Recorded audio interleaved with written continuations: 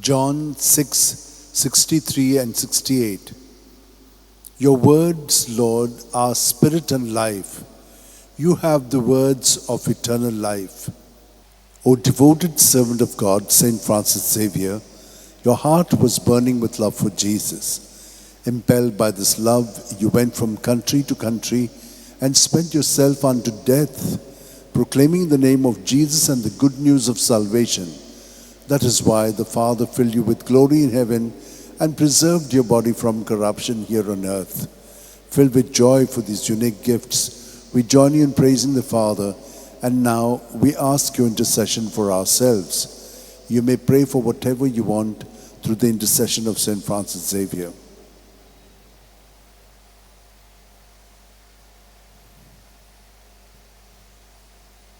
We ask you to obtain for us the fulfillment of these desires, if they are pleasing to the Father.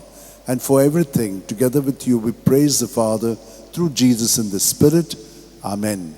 And may Almighty God bless us, the Father, and the Son, and the Holy Spirit. Amen.